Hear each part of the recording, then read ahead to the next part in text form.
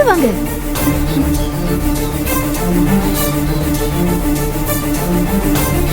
அத்தை வாங்க அத்தை, வாங்க வாங்க. அத்தை என்னத்த அப்படி பாக்குறீங்க? இது எங்க ஆரணி அத்தை செங்கமலம்.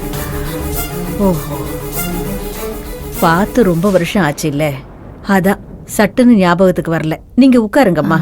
அத்தை துக்கம் விசாரிச்சுட்டு போலான்னு வந்திருக்காங்க.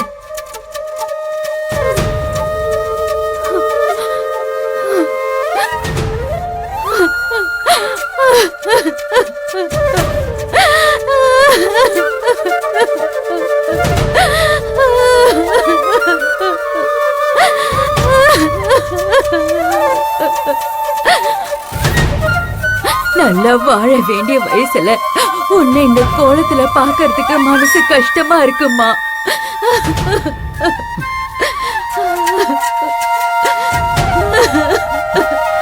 அம்மா அம்மா அம்மா, அவ இப்பதாம்மா கொஞ்சம் தேறி இருக்கா. நீ வாங்க, வந்து உட்காருங்க. சொன்ன கேளுங்க, வாங்க உட்காருங்க அம்மா.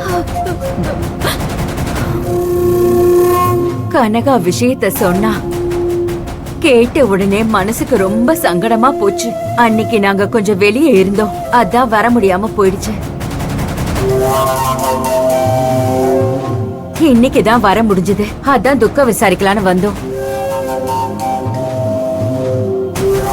தங்கமான புள்ள, இவளை அழ வச்சு பார்க்க அவனுக்கு எப்படிதான் மனசு வந்ததோ. அம்மா வினோ, நீ உள்ள போ, நான் பேசிக்கிறேன். அட இருமா, அவளுக்கு ஆறுதல் சொல்றதுக்கு தானே வந்திருக்கோம். அத கேட்டாதானே அவ மனசுல இருக்கிற பாரம் குறையும்.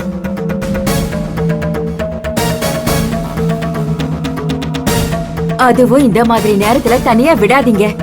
தப்பா யோசிக்க தோணும், அப்புறம் ஒண்ணு கிடக்க ஒண்ணு ஆயிடுச்சுன்னா.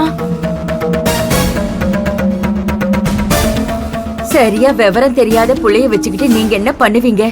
இந்த மாதிரி 2 வார்த்தை ஆறுதலா கேட்டாதான் அவ மனசு சமாதானம் ஆகும். துக்கம் விசாரிக்கிறது நாங்க இருக்கோன்னு சொல்றதுக்கு தான். பாவம், 2 பசங்களை வச்சுக்கிட்டு என்ன பண்ண போறாளோ? ஒரு பொண்ணு ஒரு பையன் தானே, 2 சின்னதுங்க தானே. அதுங்களை வளர்த்து நினைச்சு பார்க்கவே முடியல. அவளே இப்பதான் மெல்ல மெல்ல மீண்டு வரா. அதுவும் சரிதான், மறக்கிறதுக்கு கொஞ்சம் காலம் ஆகும்ல. சரிம்மா, சொல்லிட்டு போக கூடாது.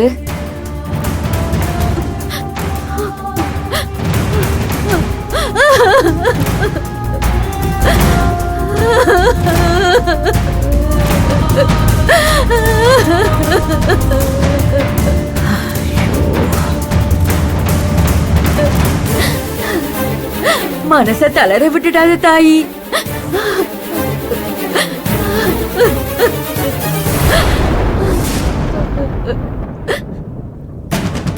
வாங்கத்த, மேலதான் எங்க வீடு.